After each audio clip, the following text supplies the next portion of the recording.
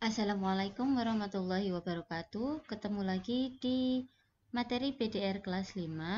Kali ini kita akan membahas tentang pembelajaran 4 subtema 2. Namun sebelum kita mulai pembelajaran 4, yuk kita siapkan dulu peralatan yang akan kita butuhkan, yakni buku tulis, alat tulis, dan kita mulai pembelajaran kali ini dengan bacaan Bismillah. Bismillahirrahmanirrahim. Nah, di pembelajaran 4 kali ini ada dua materi yang akan kita sampaikan. Yang pertama ada materi IPS mengenai Indonesia, pesona Indonesia, letak Indonesia, serta pengaruhnya. Yang kedua tentang bentang alam Indonesia. Yang ketiga tentang persebaran flora dan fauna. Materi kedua yang ada di video kali ini adalah materi PPKN tentang toleransi umat beragama, tri kerukunan umat beragama, sikap bangga menjadi bangsa Indonesia, dan sikap cinta tanah air. Karena materi IPS dan PKN kali ini itu terlalu lama, maka video pembelajaran kali ini akan kita bagi menjadi dua, yakni part 1 isinya tentang IPS dan bagian 2 nanti atau part 2 nanti isinya khusus tentang PKN. Yuk, kita mulai yang pertama IPS. Indonesia. Kita simak dulu video tentang pesona Indonesia kali ini. Indonesia itu kaya, punya hutan terluas ketiga di dunia, punya garis pantai terpanjang di dunia. Dengan lebih dari 17.000 pulau, Indonesia adalah negara kepulauan terbesar yang pernah ada. Indonesia penuh pesona, rumah bagi ratusan suku bangsa, surga bagi warisan dunia. Tersebar di sepanjang garis khatulistiwa, disucikan adat dan kearifan lokalnya.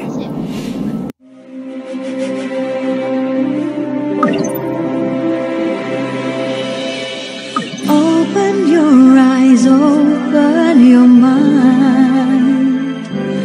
Feel the warmth, see the smile. Friendship and love, that's what I feel. Hold my hands, turn with me. People of the land, they dance and sing. Magnificent beauty of nature, among the colors of heaven. This is a wonderful place. I feel loved, I feel wonderful, oh wonderful Indonesia.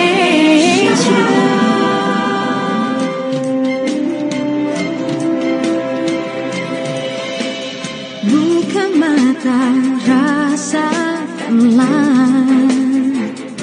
kehangatan, senyuman, cinta dan persahabatan.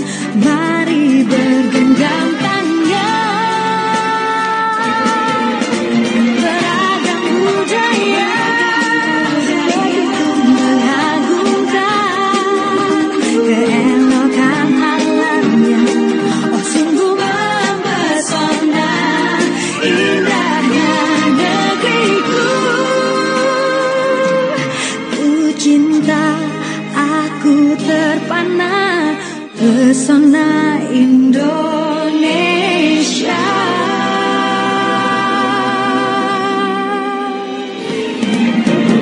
People of the land, they dance and sing. Magnificent beauty of nature, among the colors of heaven.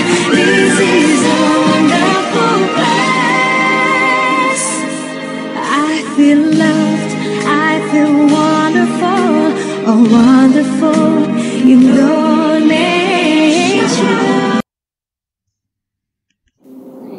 Indonesia itu kaya. Sekarang kita simak dulu letak geografis Indonesia dan astronomis Indonesia serta pengaruhnya bagi Indonesia itu apa sih? Yuk kita simak video kali ini. Anak-anak, ini adalah peta Indonesia. Tahukah kalian wilayah Indonesia itu? Ya, wilayah Indonesia itu terbentang dari kota Sabang yang ada di Pulau Sumatera hingga ke Pulau Papua, yaitu kota Merauke. Kali ini kita akan belajar tentang letak astronomis Indonesia. Letak astronomis Indonesia adalah letak suatu wilayah berdasarkan garis bujur dan garis lintang. Mari sama-sama kita perhatikan globe ini. Ya, garis yang membentang dari timur ke barat itu dinamakan garis lintang. Sementara garis yang membujur dari utara ke selatan atau dari atas ke bawah itu dinamakan garis bujur. Apa itu garis lintang dan garis bujur? Mari kita sama-sama cari tahu. Garis bujur adalah garis hayal yang membentang secara vertikal di atas permukaan bumi. Sedangkan garis lintang adalah garis hayal yang membentang secara horizontal di atas permukaan bumi. Jadi perlu diperhatikan, kalau garis bujur itu yang vertikal dari atas ke bawah, sementara garis lintang itu adalah yang horizontal dari kanan ke kiri atau dari barat ke timur. Lalu, apakah fungsi garis lintang dan garis bujur? Garis lintang berfungsi untuk menentukan perbedaan zona iklim di bumi. Ya, berdasarkan garis lintang ini, bumi memiliki 4 iklim. Apa saja? Yang pertama, iklim tropis. Yang kedua, subtropis. Yang ketiga, iklim sedang. Dan yang keempat, iklim dingin yang berada di kutub. Lalu, fungsi garis bujur adalah untuk menentukan pembagian waktu di seluruh permukaan bumi. Berdasarkan garis bujur, maka permukaan bumi dibagi menjadi setiap jarak 15 derajat, perbedaan waktunya adalah 1 jam atau 60 menit. Ini adalah peta Indonesia yang komplit dengan garis lintang dan garis bujurnya. Oleh karena itu, letak astronomis Indonesia berdasarkan garis lintang dan garis bujur. Yang pertama, garis lintang itu berada di awal 6 derajat lintang utara hingga ke 11 derajat lintang selatan. Ya, jadi atasnya 6 derajat lintang utara dan bawah sampai bawahnya itu 11 derajat lintang selatan. Lalu berdasarkan garis bujurnya, yaitu dari barat, Indonesia itu terbentang dari 95 derajat bujur timur hingga ke timur, yaitu 141 derajat bujur timur. Jadi kesimpulannya, letak astronomis Indonesia adalah 6 derajat lintang utara sampai 11 derajat lintang selatan dan 95 derajat bujur timur sampai 141 bujur timur. Nah, apabila kita memperhatikan tadi berdasarkan garis lintang, Indonesia itu dilalui oleh garis khatulistiwa. Nih, garis khatulistiwa yang merah itu, ya, itu adalah garis khatulistiwa. Apa itu garis khatulistiwa? Garis khatulistiwa atau disebut juga garis ekuator merupakan garis hayal yang membagi bumi menjadi 2 belahan, yaitu bagian utara dan selatan.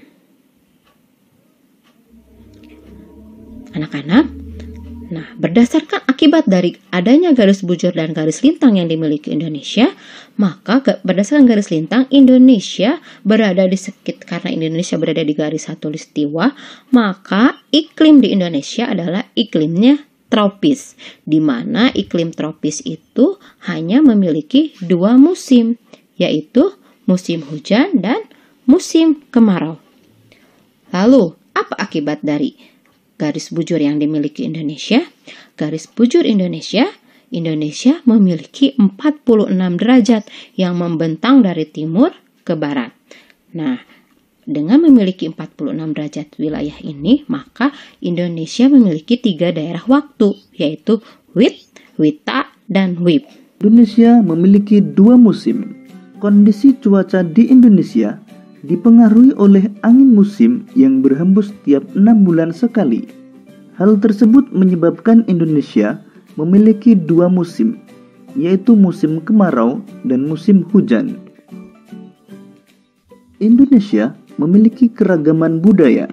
Letak Indonesia yang berada di antara dua benua, yaitu benua Asia dan benua Australia, atau berada di cross position, menyebabkan Indonesia memiliki keragaman budaya berupa seni, bahasa, peradaban, dan agama.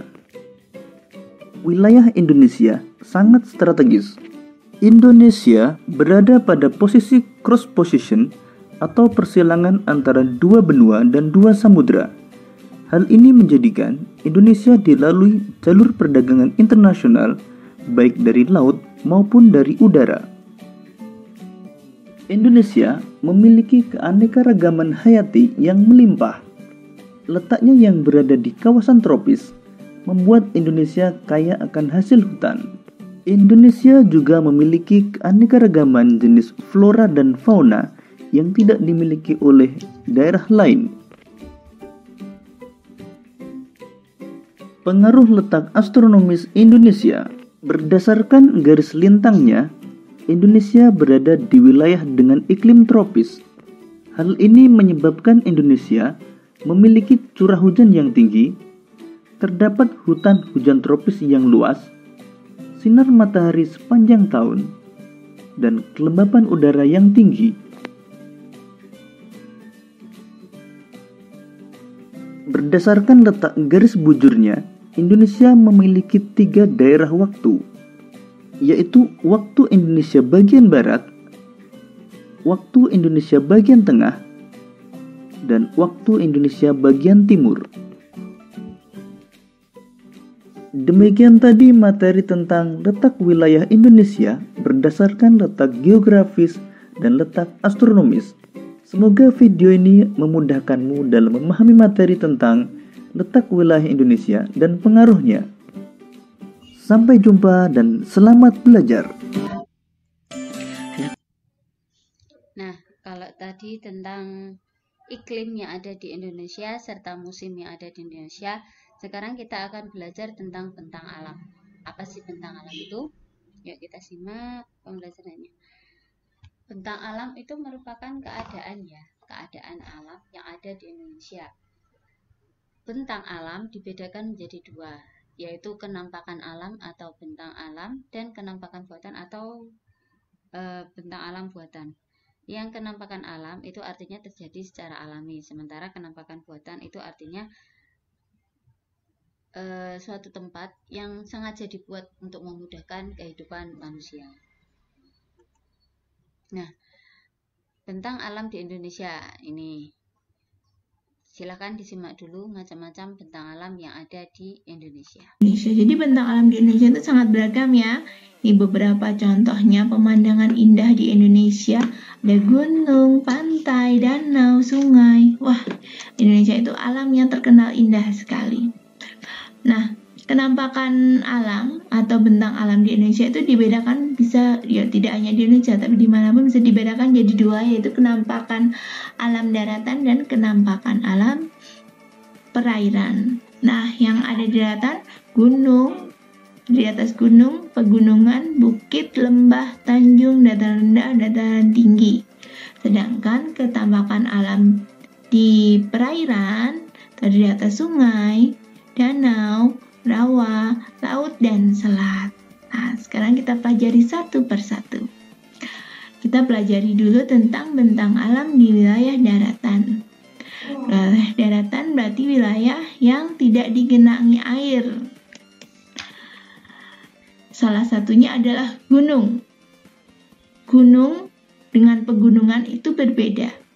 Gunung adalah daratan yang menjulang tinggi atau yang umumnya berbentuk kerucut, yang tingginya itu lebih dari 600 meter di atas permukaan laut. Jadi kalau ketinggian suatu tempat diukur dari air laut, permukaan air laut itu lebih dari, kalau yang dikategorikan sebagai gunung itu kalau tingginya lebih dari 600 meter atau lebih. Nah, Indonesia seperti sudah Ibu sebutkan tadi, terdapat banyak sekali gunung berapi. wilayah Indonesia itu termasuk daerah cincin api Samudra Pasifik dan deret pegunungan dunia. Nah, di Indonesia itu terdapat sekitar 127 gunung api aktif. Sebagian besarnya ada di Pulau Jawa dan Sumatera.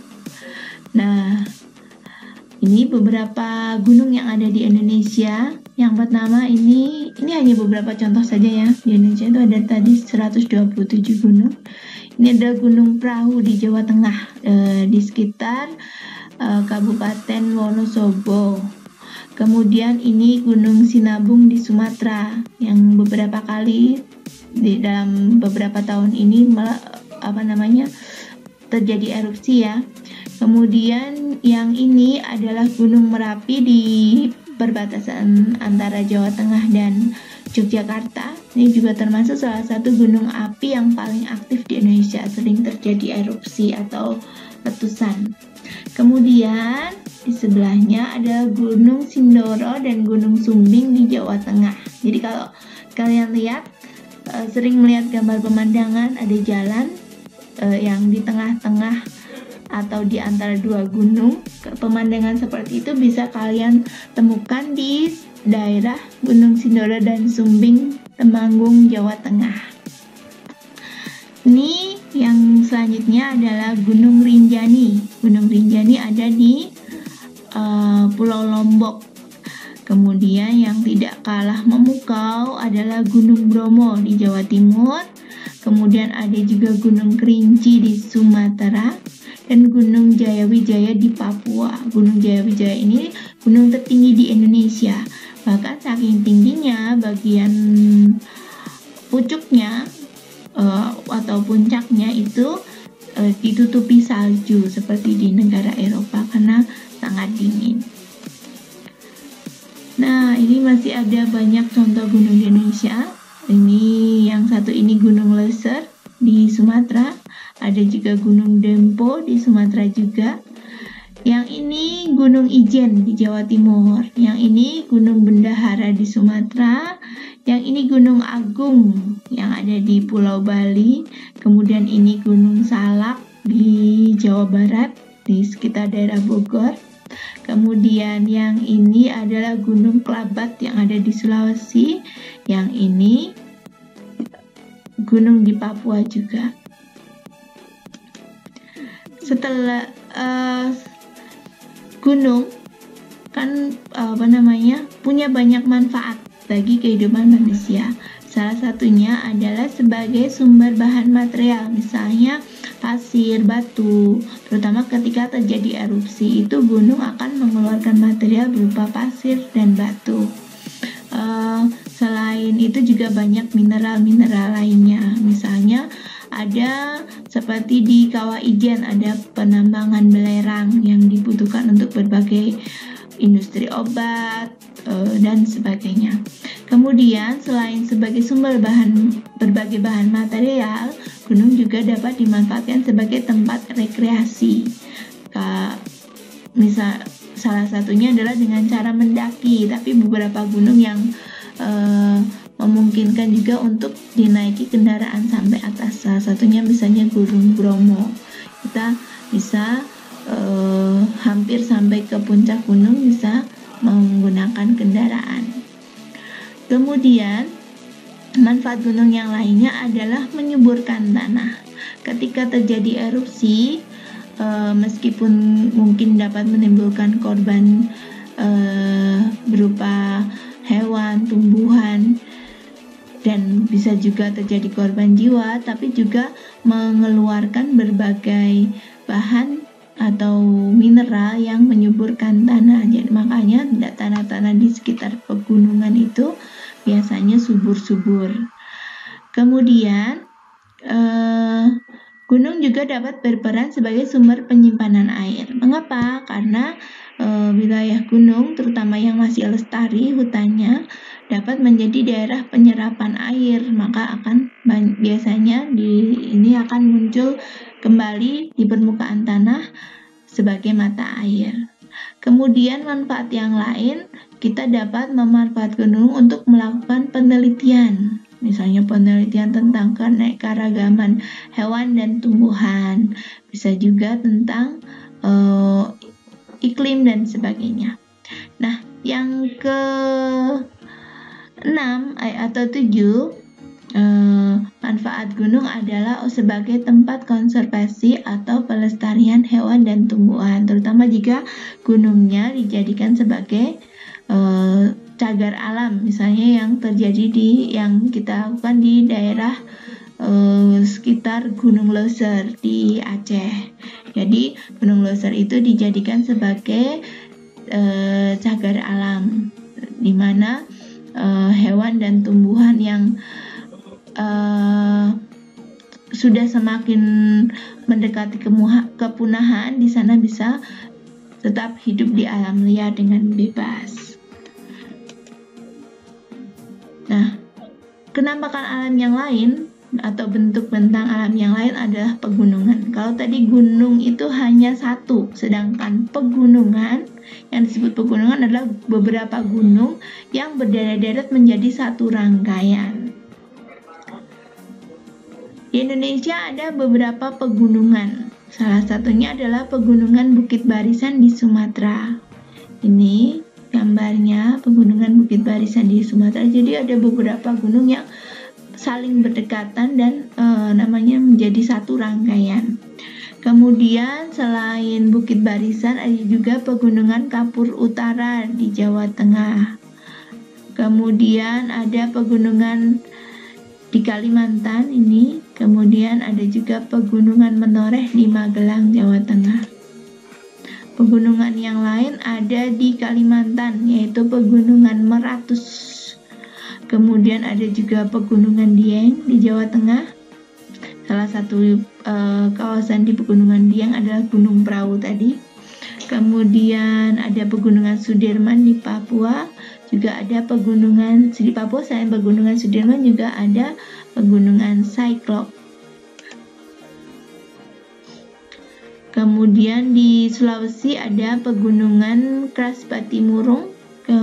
Di Papua selain Cyclops dan pegunungan Sudirman ada juga pegunungan Mambramovoja. Kemudian di Jawa Tengah masih ada lagi pegunungan Serayu Utara, dan di Kalimantan masih ada lagi pegunungan Kapuas Hulu.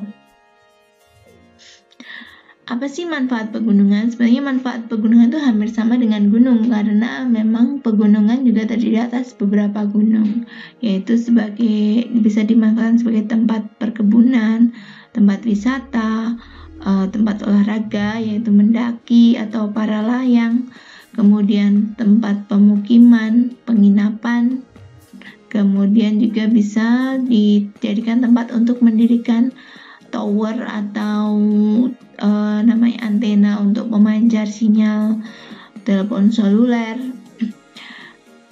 dan berbagai keperluan lain, serta tempat penelitian. Bentang alam selanjutnya yang akan kita pelajari adalah dataran tinggi. Dataran tinggi atau plato adalah dataran atau tanah yang cukup luas yang terletak pada ketinggian di atas 700 meter di atas permukaan laut, atau 700 mdpl. Di Indonesia ada beberapa dataran tinggi. Salah satu yang paling terkenal adalah dataran tinggi Dieng di Jawa Tengah. Untuk mencapai dataran tinggi Dieng, kalian bisa menuju ke Kabupaten Wonosobo, Jawa Tengah. Kemudian nanti dari sana kalian bisa menuju ke dataran tinggi Dieng. Dataran tinggi Dieng selain terkenal keindahannya, terdapat beberapa kawah, juga terdapat beberapa candi peninggalan kerajaan kuno di Indonesia, kerajaan Hindu. Kemudian selain Dieng ada juga dataran tinggi Bandung, Jawa Barat, ibu kota Jawa Barat. Di Bandung juga termasuk daerah dataran tinggi. Kemudian ada juga dataran tinggi Puncak di Bogor, dataran tinggi Malang di Jawa Timur. Kemudian dataran tinggi Alas di Aceh, dataran tinggi Barui di Sulawesi Tengah, dataran tinggi Bone di Sulawesi Selatan, dataran tinggi Bukit Barisan di Bengkulu, dan dataran tinggi Gayo di Aceh. Manfaatnya apa sih dataran tinggi untuk kehidupan kita? Banyak. Salah satunya adalah untuk perkebunan. Selain itu bisa untuk daerah wisata. Juga pelestarian flora dan fauna untuk daerah resapan air. Kemudian bisa juga dimanfaatkan sebagai pemukiman dan usaha peternakan. Tadi ada dataran tinggi, sekarang ada juga dataran rendah. Kalau tadi dataran tinggi, hamparan tanah luas yang tingginya lebih dari 700 meter. Kalau dataran rendah adalah hamparan tanah yang luas yang ketinggiannya antara 200 paling tinggi itu 200 meter di atas permukaan laut. Jadi tidak tinggi karena lebih rendah. Biasanya suhu di kawasan dataran rendah itu lebih hangat daripada di dataran tinggi. Dataran rendah di Indonesia misalnya adalah Kota Madiun. Selain itu juga pantai utara Jawa Barat dan pantai selatan di Kalimantan. Kemudian pantai timur Sumatera dan dataran rendah yang lain adalah Kota Surakarta di Jawa Tengah. Manfaat dataran rendah bagi manusia ini banyak sekali juga. Paling banyak itu dijadikan lahan pemukiman karena hamparannya luas. Jadi kalau dibangun sarana transportasi, jalan, kereta dan sebagainya itu lebih mudah. Kemudian letaknya itu biasanya tidak jauh dari pantai, makanya sering dijadikan kawasan industri.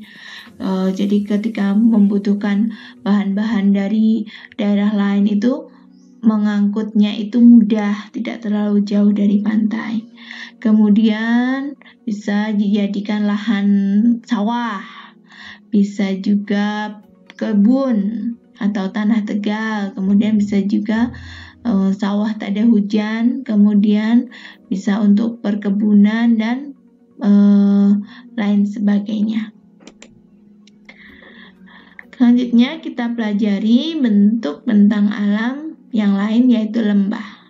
Lembah atau ngarai adalah cekungan landai antara dua gunung, dua bukit atau dua gunung dan bukit. Jadi hamparan tanah yang luas yang terletak di antara dua bukit atau gunung. Jadi daerah rata yang diapit oleh dua kenampakan alam yang tinggi.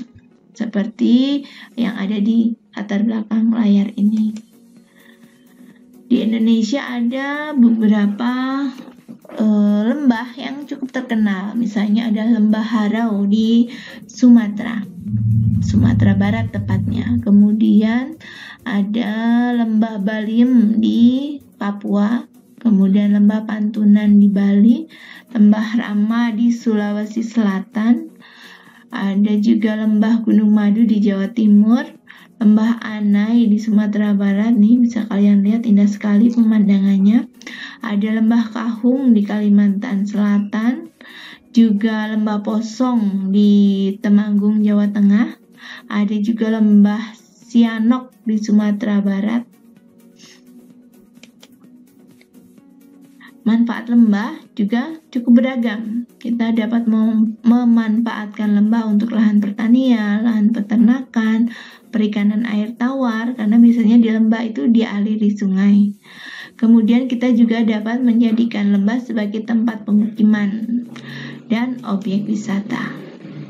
Selanjutnya kita pelajari ketampakan alam wilayah daratan yang lain yaitu bukit. Kalau gunung tadi adalah gundukan tanah yang besar dan tingginya lebih dari 600 meter di atas permukaan laut. Ada juga gundukan tanah yang besar yang tingginya kurang dari 600 meter di atas permukaan laut. Nah, yang seperti itu disebut bukit. Jadi bukit ada daratan yang menjulang atau tinggi, tetapi tingginya itu lebih rendah dari gunung, kurang dari 600 meter di atas permukaan laut. Di Indonesia ada beberapa bukit yang terkenal dengan keindahannya, misalnya Bukit Batu Dinding di Kalimantan Timur, Batu Hidung di Nusa Tenggara Barat, Bukit Asah di Bali, Bukit Karang di Raja Ampat, ada juga Bukit Lintang di Kalimantan Selatan, ini indah sekali. Kemudian ada Bukit Mandoo di Nusa Tenggara Timur, ada juga Bukit Merese di Nusa Tenggara Barat, kemudian ada Bukit Pengasingan di Nusa Tenggara Barat juga. Banyak sekali bukit di Indonesia. Nah, sekarang ini di era sosial media, bukit-bukit ini sering dimanfaatkan sebagai objek wisata untuk berfoto karena pemandangannya indah. Seperti di Bukit Mangunan, ini indah sekali, yang ada di Yogyakarta, juga Bukit Jabal Nur di Sulawesi Tenggara, kemudian Bukit Watu Angkrik di Temanggung, Jawa Tengah, kemudian di Bukit Langgara, Kalimantan Selatan. Nah, manfaat bukit apa saja? Yang pertama tadi sudah disebutkan untuk objek wisata. Apalagi sekarang zamannya selfie-selfie. Kemudian bisa juga dimanfaatkan untuk lahan perkebunan, terutama untuk tanaman kering, misalnya sayur mayur, seperti kentang, wortel, dan sebagainya. Kemudian sebagai tempat penyerapan air, terutama ketika hutan di bukit itu masih terjaga. Bisa juga bukit itu dimanfaatkan sebagai tempat konservasi atau pelestarian tumbuhan dan hewan. Kemudian, penampakan alat wilayah daratan yang lain adalah tanjung. Tanjung adalah daratan yang menjorok ke laut. Jadi, tanjung itu biasanya di ketiga sisinya itu dikelilingi oleh lautan.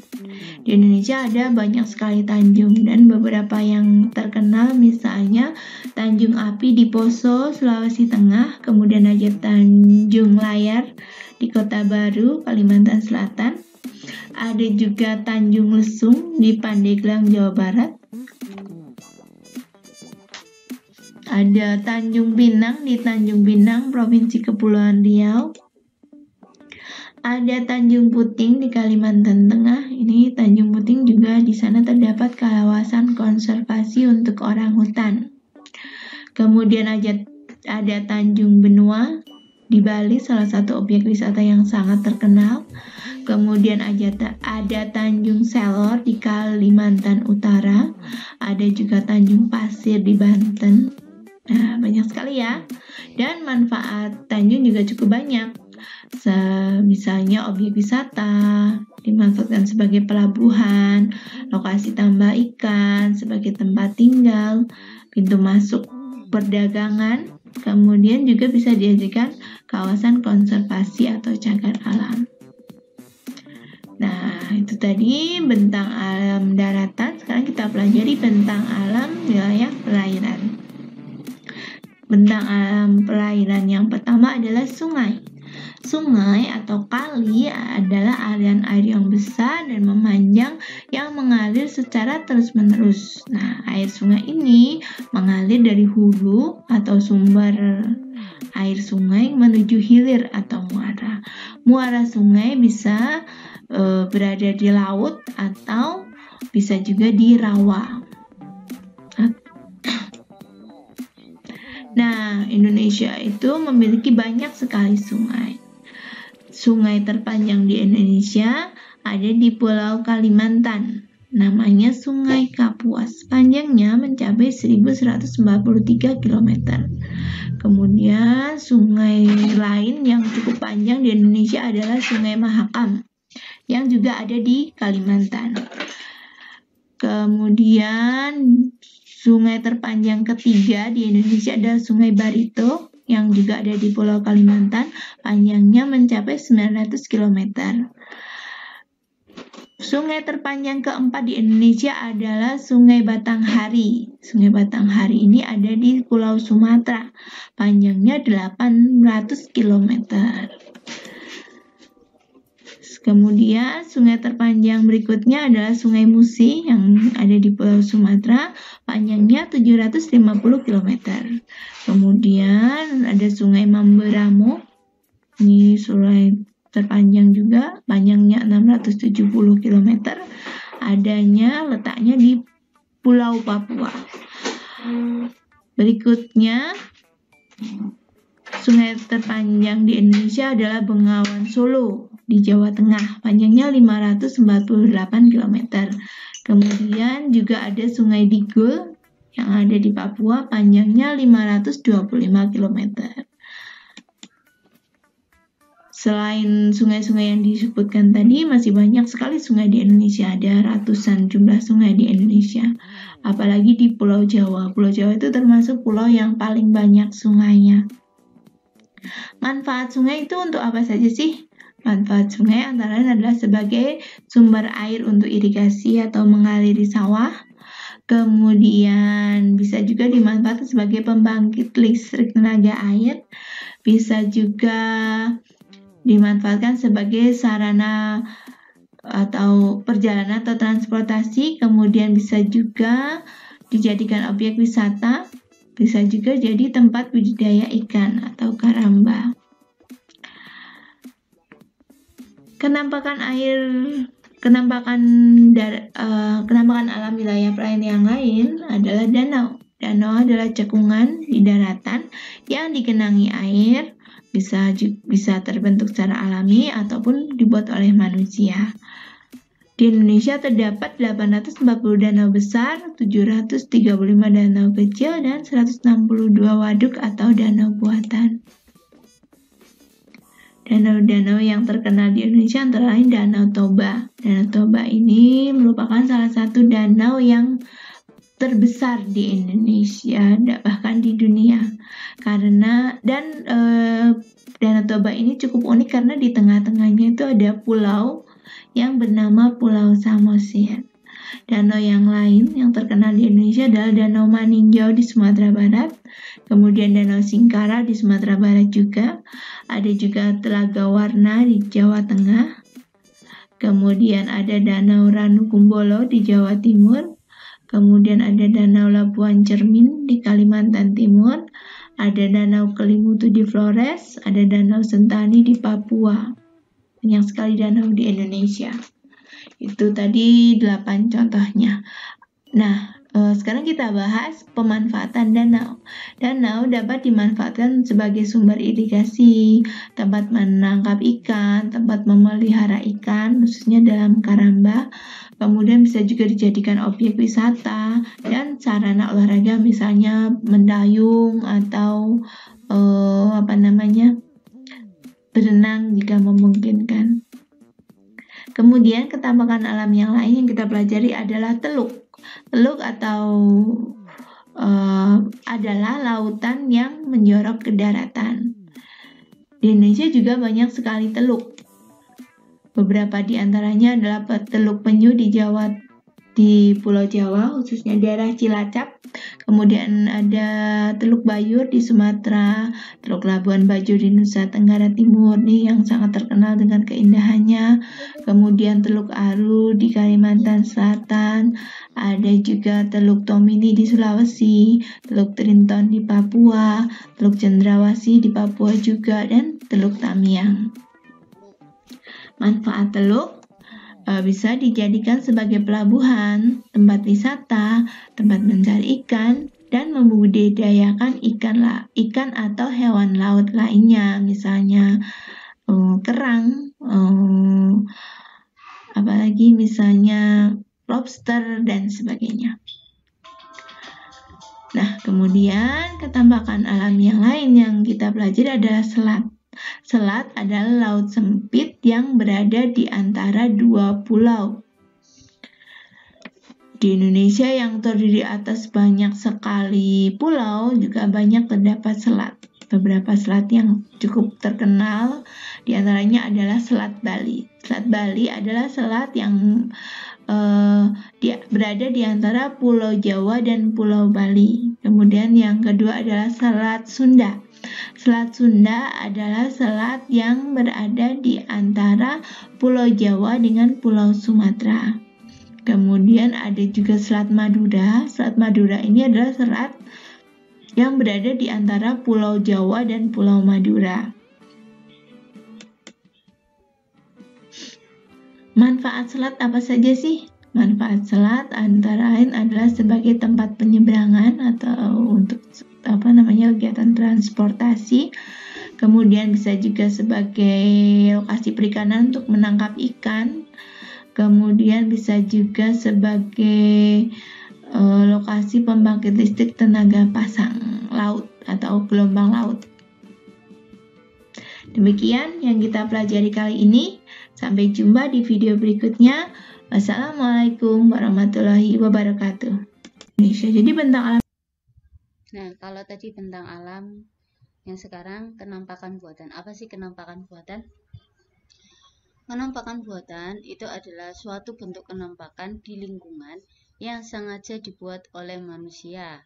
Seperti contoh ini, ada bendungan, ada bandara, ada pelabuhan. Ini kan semua dibuat oleh manusia.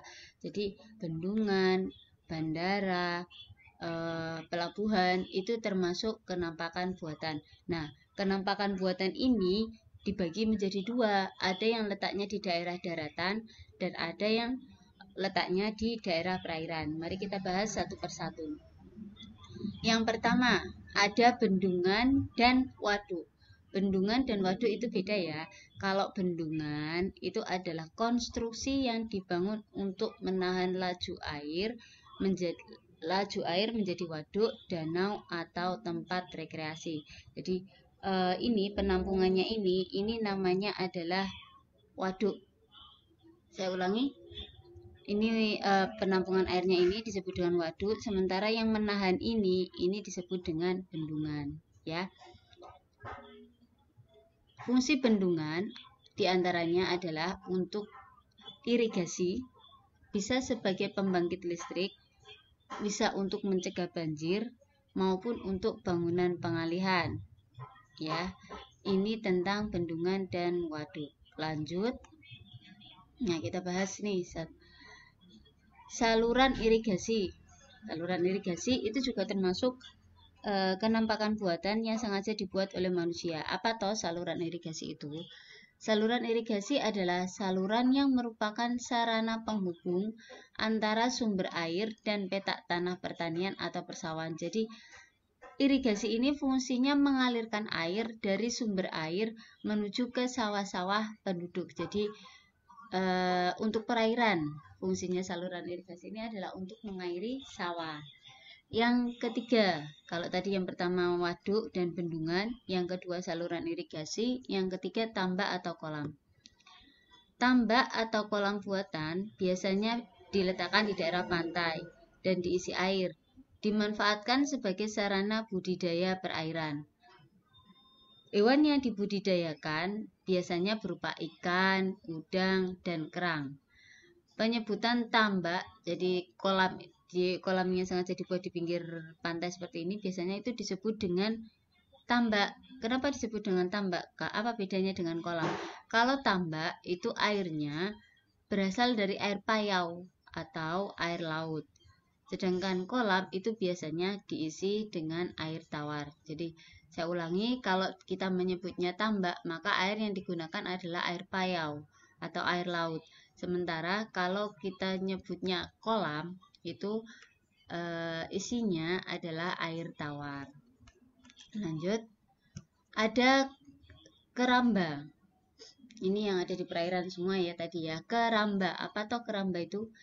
Keramba adalah keranjang atau kotak dari bilah bambu atau jaring untuk membudidayakan ikan, baik di sungai atau di laut. Jadi di laut, di sungai itu biasanya dibuat kayak seperti ini, ada kayak rumah yang berada di pinggir sungai, terus ada jaring-jaringnya. Jadi jaring-jaring itu fungsinya untuk membudidayakan ikan seperti itu. Kenapa harus diberi jaring? Agar ikan-ikannya tidak terbawa oleh arus seperti itu. Terus ada anjungan lepas pantai. Apa itu anjungan lepas pantai? Pengeboran lepas pantai biasanya mengacu pada penemuan dan pengembangan sumber daya minyak dan gas yang terletak di bawah air. Anjungan lepas pantai adalah struktur atau bangunan yang dibangun di lepas pantai untuk mendukung proses eksplorasi atau eksploitasi bahan tambang. Jadi bahan tambang seperti minyak dan gas bumi itu tidak hanya ditemukan di daratan, tapi juga ada yang ditemukan di tengah laut. Nah, untuk mengambil minyak atau gas bumi yang ada di tengah laut, maka dibuatlah anjungan lepas pantai seperti ini. Ya, anjungan lepas pantainya seperti ini. Lanjut. Nah, kita review lagi penampakan buatan yang ada di perairan. Yang pertama adalah bendungan. Ini contohnya bendungan Waduk Jatiluhur. Yang kedua saluran irigasi. Yang ketiga tambak atau kolam tadi. Yang keempat keramba. Yang kelima anjungan lepas pantai seperti ini. Nah, sekarang penampakan buatan yang ada di daerah daratan. Ada apa saja di daratan itu? Manusia membuat apa saja di daerah daratan? Yang pertama adalah perumahan atau permukiman. Sudah tahu ya, perumahan atau permukiman. Perumahan atau permukiman itu ya sekelompok rumah, sekelompok bangunan beserta sarana dan prasarananya yang dibangun secara berkelompok dan digunakan sebagai tempat tinggal. Nah, ini perumahan. Kedua, penampakan buatan yang kedua ada bandar udara ya sebenarnya. Kawasan yang dengan batas-batas tertentu digunakan sebagai tempat pesawat udara mendarat dan lepas landas, naik turun penumpang, bongkar muat barang, tempat perpindahan antar moda transportasi. Jadi kalau perumahan tadi fungsinya sebagai tempat tinggal, maka bandar udara ini fungsinya sebagai sarana transportasi. Sama seperti bandar udara, ada pelabuhan. Nah, pelabuhan ini fungsinya juga sama seperti bandara, yaitu sebagai tempat atau sarana transportasi. Lanjut, ada kebun binatang. Kebun binatang itu sengaja dibuat oleh manusia ya. Untuk apa? Untuk konservasi satwa yang terancam punah dan sebagai tempat pendidikan. Jadi kebun binatang itu sengaja dibuat sebagai sarana pendidikan bagi kita untuk mempelajari hewan-hewan tertentu dan juga untuk menyelamatkan hewan-hewan tersebut. Itu. Ada kawasan industri. Apa itu kawasan industri? Tempat pemusatan kegiatan industri. Jadi kawasan industri itu kalau pemahaman secara gampangnya adalah pabrik ya. Kumpulan pabrik-pabrik di satu wilayah itu namanya kawasan industri. Kita review lagi penampakan buatan yang ada di daratan. Ada pemukiman, ada bandara, ada pelabuhan, ada kebun binatang, dan kawasan industri. Lanjut, iklim dan musim di Indonesia. Kita simak, kalau tadi di awal sudah disampaikan iklim di Indonesia itu iklim tropis dan musimnya adalah musim penghujan dan musim kemarau. Yuk kita review lagi di video kali ini. Keadaan iklim di Indonesia. Bentang alam wilayah Indonesia yang bervariasi tidak terlepas dari keadaan iklim di Indonesia. Iklim adalah keadaan rata-rata cuaca pada suatu wilayah dalam jangka waktu yang relatif lama. Adapun cuaca adalah keadaan suhu udara, tekanan udara, curah hujan, angin, dan sinar matahari pada waktu pendek dan tempat tertentu.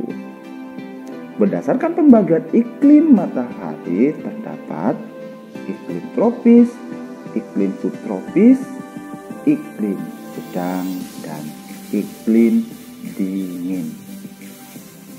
Seluruh wilayah Indonesia terletak di wilayah tropis, yaitu di antara 23,5 derajat lintang utara sampai 23,5 derajat lintang selatan. Ciri iklim tropis adalah suhu udara yang tinggi sepanjang tahun dengan rata-rata tidak kurang dari 18 derajat Celcius, yaitu sekitar 27 derajat Celcius. Di daerah tropis tidak ada perbedaan yang jauh antara suhu pada musim hujan dengan suhu pada musim kemarau. Ciri iklim tropis lainnya adalah lamanya siang dan malam hampir sama, yaitu 12 jam. Kenapa hanya ada 2 musim di Indonesia? Sebelum membahas lebih lanjut, ada 2 kata kunci yang perlu diperhatikan. Yang pertama angin, dan yang kedua gerak semu tahunan matahari. Apa itu angin? Kenapa angin berpengaruh? Angin adalah udara yang bergerak dari suhu rendah ke suhu yang lebih tinggi. Ini poin pertama yang perlu diingat.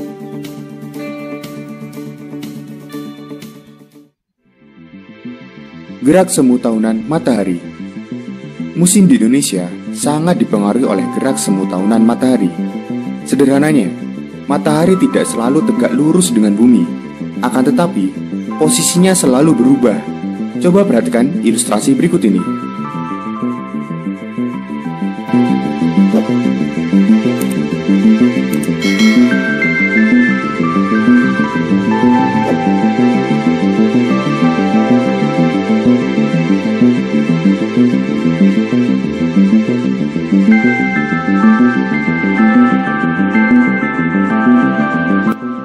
Pada tanggal 23 Maret, matahari tepat berada di garis khatulistiwa. Kemudian, matahari bergerak ke utara. Tepatnya tanggal 21 Juni, matahari tepat berada di belahan bumi utara. Dan matahari bergerak terus ke arah selatan hingga sampai ke garis khatulistiwa kembali pada tanggal 23 September. Dan bergerak terus ke selatan hingga tanggal 22 Desember, matahari tepat berada di belahan bumi bagian selatan. Dan begitu seterusnya, kembali terulang pada tanggal yang sama. Karena sudut datang matahari yang berubah-ubah, maka panas suatu wilayah juga berbeda. Pada bulan Juni, bumi belahan utara lebih panas daripada bumi belahan selatan. Masih ingat konsep pergerakan angin tadi? Ya, angin berhembus dari suhu rendah ke suhu yang tinggi. Oleh karenanya, angin berhembus dari arah timur, melewati benua Australia yang didominasi oleh gurun, sehingga angin tidak banyak membawa uap air, atau bisa dikatakan ini angin kering. Normalnya, pada bulan April hingga Oktober, Indonesia mengalami musim kemarau karena adanya angin muson timur dari Australia yang tidak membawa uap air.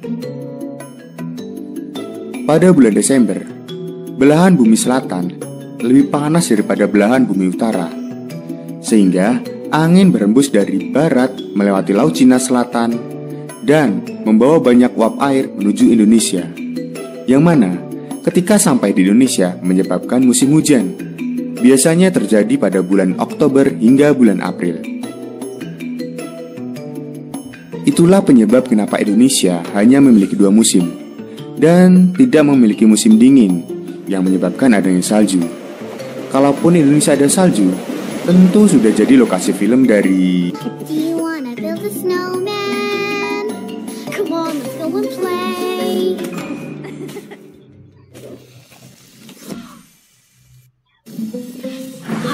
Jadi, bisa disimpulkan Indonesia memiliki 2 musim, yaitu musim kemarau dan musim hujan. Musim kemarau berlangsung pada bulan April hingga bulan Oktober, karena adanya pengaruh dari angin muson timur. Sedangkan musim hujan berlangsung pada bulan Oktober hingga bulan April, karena adanya pengaruh dari angin muson barat. Bagaimana Sobat Geografi?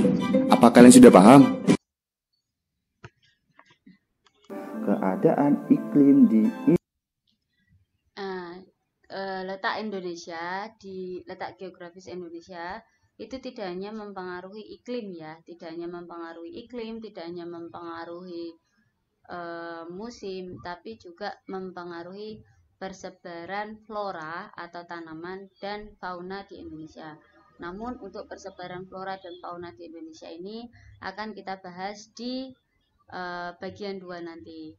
Terima kasih atas perhatiannya. Saya akhiri. Assalamualaikum warahmatullahi wabarakatuh.